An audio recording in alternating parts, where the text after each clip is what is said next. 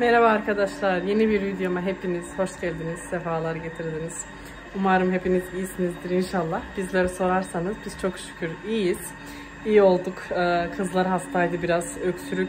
Şu öksürükten bir kurtulamadık. Ne zamandır beri öksürük devam ediyor, bir bitmedi. İkisinde de aynı. İlaç falan verdim ama fayda etmedi. Nasıl bir şey bilmiyorum. O da gece tutuyor yani. Gündüz bir şey yok. Geceleri öksürük boğuyor çocukları. Neyse ki biraz daha iyiler. Hafif ara öksürükleri ama çok şükür daha iyiler. İnşallah daha da iyi olacaklar. Onun dışında biz gayet iyiyiz. Ben hazırlıklara devam ediyorum biliyorsunuz. Pazar günü doğum günümüz var, partimiz var. Bugün günlerden cuma. Şimdi yükselişe gitti. Kızlar kreşte. Ben bir evimin işini halledeyim. Şimdi yoğurt çorbası yapıyorum Thermomix'te. Çorbamı yapayım, yemeğimi de hazır edeyim. Ondan sonra da komşumun kızının doğum günü var, partisi var. Kızlar bugün erken alıp ondan sonra oraya geçeceğiz. Orada olacağız. Geç gelirsek diye yemeğimi şimdiden yapayım dedim. Sonraya telaş olmasın. Bu arada arkadaşlar bakın ben size şöyle bir şey göstereceğim.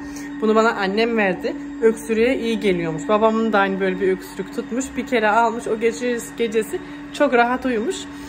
Aynı şekilde yani kızlara da fayda etti. Gerçi Hafsa içmiyor. Hiçbir şekilde yediremiyorum da Esra iyileşmek için içiyor, yiyor. Ama onun faydası oldu. Yani o kadar ilaç verdim. Hiçbir şey fayda etmedi. Aynı öksürük devam etti ama bunun gerçek faydası oldu. Belki ilginizi çeker diye gösteriyorum. Adı Zühre Ana Kozalak Macunuymuş. Bakın şöyle göstereyim size. Şöyle bir macun. Bunu Türkiye'den almış galiba ama sipariş ediliyor mu edilmiyor mu bilmiyorum. Şöyle göstereyim ama gerçekten faydası oldu. Bakın hatta yaralamışız bile. Doluydu bu. Böyle bende de var daha biraz öksürük falan. Geçen şimdi benim çenem düştü, anlatayım size, görüşmüyoruz ya bayağıdır. Geçen hasta doktora gittik, çocuk doktoruna, dedim böyle olmayacak bari gidelim. Bu arada süpürge çalışıyor arkadaşlar, arkadaki ses o yüzden. Doktora gidelim dedim. Böyle olmayacak, çocuklara belki bir şey verir eder. Onda da gittim. Esla sabaha kadar öksürükten uyuyamıyor. Çocuk sürekli uykudan dolayı uyanıyor. Hafsa da biraz daha iyi. Yani öksürüğü fazla yok ama Eslan'ki kadar şiddetli değil. Vardım oraya doktora. Doktor kontrol etti falan. Sonra tuttu dedi ki Eslan'ın hiçbir şeysi yokmuş. Sadece öksürük varmış. Üşütmeymiş. Hafsa'da astım olmuş. Yani ben kendim astım hastasıyım. Nasıl bir şey olduğunu biliyorum. İnsan nefes alamaz, hışırdar, boğulur, kötü olur. Benim Hafsa'da hiçbir şey yok öyle yani. Gayet iyi Hafsa. Çocukları karıştırdı desem karıştırmadı. Söylüyordu, küçük diyor, büyük diyor. Esla, Hafsa diye adını söylüyor. Karıştırma diye bir şey yok. Yani doktorumu kesinlikle değiştireceğim, çocuk doktorunu. Zaten o kadına uyuz oluyordum. Bundan sonra da başka bir çocuk doktoruna gideceğim, artık ona gitmeyeceğim yani. Yani sanmıyorum Hafsa'da astım olduğunu. Bu şekilde. Ve bu arada arkadaşlar, biliyorum fark etmişsinizdir. Bakın kirpiklerimi yaptırdım dün ben. İnsan alışınca böyle sonra boş kalıyor. Yaptırdım. Şu an gözüm şiş gibi duruyor ama gözüm benim uykusuzluktan şiş. Gece uyuyamadım. O yüzden öyle yani arkadaşlar, görüşmeyeli bunlar oldu. Benim hazırlıklar devam ediyor. Çocukların öksürük derken, sonra bu doktor meselesi derken bunlar yaşadık biz. Böyle şeyler oldu yani. Çenem düştü. Kendimi özet bir geçeyim dedim size. Şimdi ben dediğim gibi evin işimi yapayım. Yemeğim de hazır olsun. Ondan sonra saat 2'de de kızları alacağım kreşten. Direkt o oyun parkına geçeceğiz.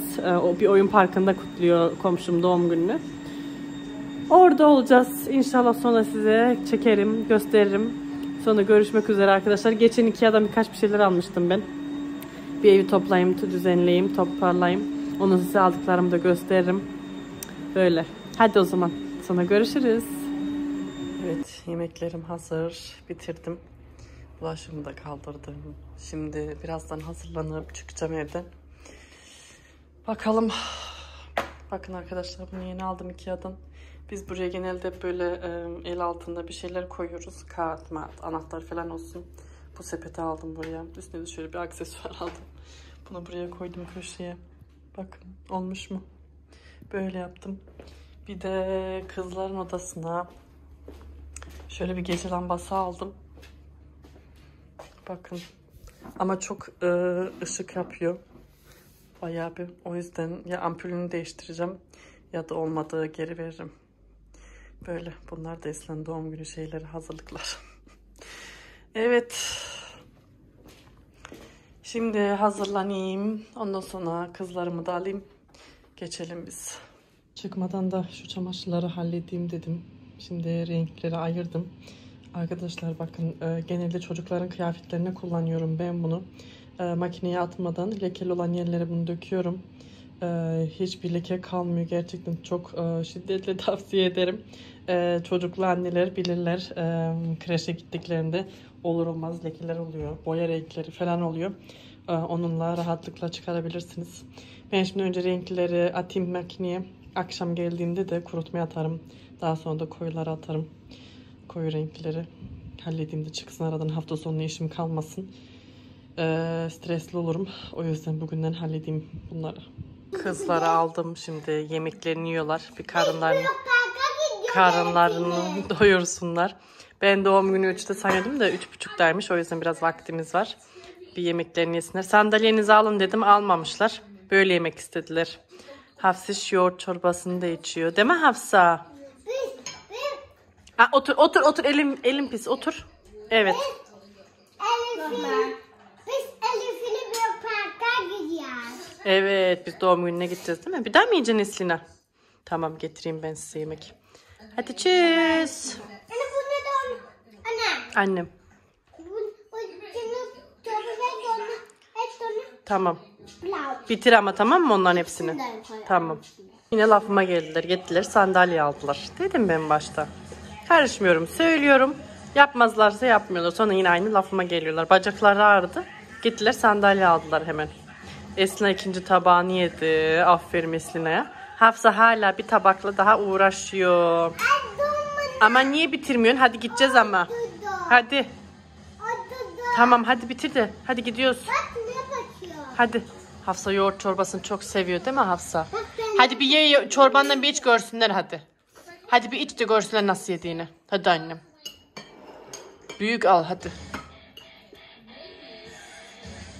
Al ağzına. Aferin. Güzel olmuş mu? Bak ne bakıyorum. Bakılmaz, tamam. Bla bla. Hadi hızlı olun. Ben de üstümü giyeyim birazdan, tamam mı? Evet. Hadi. Sen üstünü giy. Tamam. Evet, çıkıyoruz biz. Hazırlandık. Paketimizi de aldık, hediyemizi. Hafif bugün konuşmakta zorlanıyorum arkadaşlar. Hafif işte ayakkabısını giyiniyor. Tabii yarım saatte anca. Eslina da burada cinleniyor. Ne oldu Eslina? Ben renkte takıyorum. Fermuarını kapatamamış. Nasıl tutacaksın sen bunu? İnşallah düşürmezsiniz, yırtmazsınız. Buraya yanıma. Hadi yürüyün. Gidiyoruz. Orada görüşürüz. Otoban kilitli. İlerleyemiyoruz. Geciktik zaten. Kızlar da dayanamadılar. Uyuyup kaldılar, yazık. Neyse inşallah varırız. Ebru'yu aradım zaten. Onlar varmışlar bile. Diğerleri de yolda herhalde. İnşallah çok da gecikmem. Böyle yavaş yavaş gıdım gıdım ilerliyoruz anca. Sinir oluyorum şu otobana. Yemek faslına geçtiler. Yemek yiyor şimdi çocuklar. Afiyet olsun.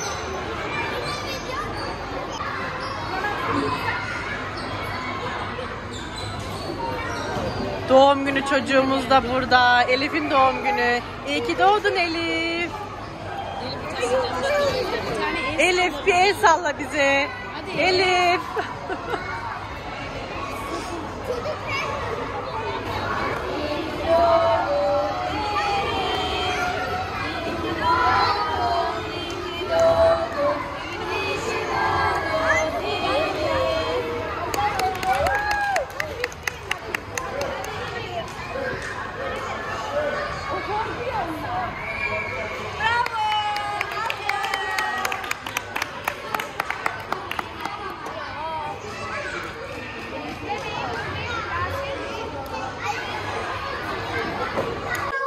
Ertesi günden merhaba arkadaşlar. Dün akşam bayağı bir rahatsızlandım. Boğaz ağrısı, üşütme girdi.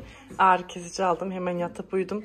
O biraz fayda etmiş çok şükür. Şimdi gayet iyiyim. Biraz boğazım ağrıyor ama iyiyim. Şimdi hemen benim konuya gireceğim. Biliyorsunuz yarın Eslin'in doğum gününün partisi var. Pastasını kendim yapacağım. O yüzden şöyle bir nasıl deniyor bu glazu yüz aldım. Böyle beyaz. Bunu pembe renge boyayıp beyaz renkle beraber süsleyeceğim pastayı. Hazır pastayı yapacağım yani kendim hazırlamıyorum. Normal dolap pastasını yapacağım. İnşallah beceririm. Bakalım bunları aldım. Deneyeceğim. Şimdi ben önce bir dondurucudan da et çıkarmam lazım. Akşam yemeğini de hazır edeyim. Kızlara banyo ettireceğim. Onlar yıkansınlar. Yarın stres olmasın. Evet banyo edeceksiniz. Bunların tiplerini. Banyo ettireyim. Çamaşırlarım orada bekliyor beni. Kaldırmam lazım. Gece halletmiştim. Ütülenecekler var. Onları da yapayım. Ondan sonra tekrar bilmiyorum bu pasta yaparken bu videoya mı eklesem, diğerine mi eklesem artık bakayım bakalım nasıl olacak. Evet arkadaşlar şimdi pasta yapımına geçiyorum. Daha doğrusu süslemeye. Burada aldığım bütün malzemeler var. Şimdi bunları hazırlayayım ben. İnşallah beceririm. Bakalım bilmiyorum. Elimden geleni yapacağım. Şu evin haline bakar mısınız? Daha yeni evi temizlemiştim. Bir dakika. Bakın ne hale getirdiler. Benim çocuklar hiçbir şey yaptırmadığımı düşünenlere gelsin. Evi dağıttırmadığımı düşünenlere gelsin. Bakın benim evim de dağılıyor arkadaşlar. Benim evimde de 2 tane çocuk var. Biz de maalesef dağıtabiliyoruz evimizi. Evet, şimdi geliyoruz pasta yapımına. Eslina ile beraber süsleyeceğiz. Beraber yapmak istedi. Bunlar da mumları. Ama bunu kullanacağız. Bunu değil mi? Bu daha güzel oldu. Evet, Hafsa da yapacak. Gel Hafsa. Ben şu telefonu bir yerleştireyim. Bunu evde yapacağız. Evet arkadaşlar bakın 2 tane böyle saha tortu aldım. Bir tane büyük, bir tane küçük. Umarım bu pastayı sağ salim bitiririm. Bu Hafsa beni deli ediyor. Ne istiyorsun? Geç ablanın yanına. Ablanın yanına geç. Şimdi ben bunu bir üst üste koyayım. Bir hazırlayıp ondan sonra tekrar görüşürüz. Evet. Bak. Bu şekilde yaptım. Şimdi ben bunu süsleyeceğim. Şimdi böyle aralarına da kürdan takıyorum. Pasta kaymasın diye. Bunu şimdi keseceğim. Şimdi başlıyoruz. Daha değil, daha süslemiyoruz. Bakın ne yaptım. Ben daha demin video çekiyor sanıyormuşum ama çekememişsin maalesef. Hiç düşündüğüm gibi olmadı. Çok kötü oldu. Ama elimden geldiği kadar devam süslemeye çalışacağım. Çünkü maalesef düşündüğüm gibi olmadı. Süsleyemedim. Şunlarla artık süsleyeceğim bir şekilde. Bir şey çıkacak artık ortaya. Yapacak bir şey yok.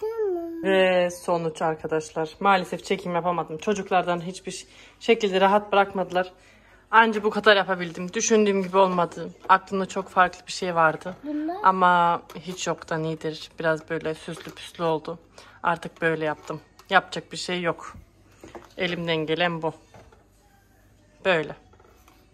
Bunu şimdi dolaba kaldırayım. Dursun bu. Evet, sonuç bu maalesef. İstediğim gibi olmadı ama olsun. Yine de süslemeye çalıştım. Resim komşularıma yolladım. Onlar beğendiler. Tatlı olmuş dediler. Biraz içim rahatladı ama yine de yani düşündüğüm gibi olmadı. Neyse yapacak bir şey yok artık. Yani ne yalan söyleyeyim bir 10 kişilik pastaya 100 euroya vermek istemedim. O paraya kıyamadım. Yalan yok. Çünkü eğer çağırdıklarım hep gelirse kalabalık olacak. O da hiç kimseye yetmezdi. O yüzden kendim yapayım dedim. O da böyle oldu. Yani tecrübe edinmiş olduk. Neyse ben şimdi pastayı kaldırdım. O yarına kadar dinlensin. Ben de bir yemek yapayım. Yemeğimizi yiyelim. Akşama da salona gidip yani parti salonuna gidip süslemem lazım. Yarına hazır olsun ki stres olmayayım. Sadece sabah erkenden kalkıp pizza yapacağım. Pizzalar hazır olsun. Ondan sonra hazırlanır aşağı inerim. Böyle durumlar böyle arkadaşlar. Ben şimdi bu videoyu burada kapatıyorum. Daha sonra hazırlık videosunu tekrar açarım. O diğer videoda hazırlıkla doğum günü partimizin videosu olur inşallah. Allah'a emanet olun. Kendinize iyi bakın. Diğer videolarda görüşmek üzere. Abone olmayı ve beğenmeyi lütfen unutmayın. Desteklerinizi bekliyorum. Sizi seviyorum. Öptüm. Bu arada Hafsa'yı çok merak ediyorlar. Arada mesajlar geliyor. Hafsa gayet iyi arkadaşlar. Sapasağlam çok şükür. Hiçbir rahatsızlığı yok. Biraz hafiften dediğim gibi öksürükleri var. Ama çok eskisine göre çok iyiler maşallah. Nazar değmesin. Evet hadi görüşürüz diğer videoda. Bay bay.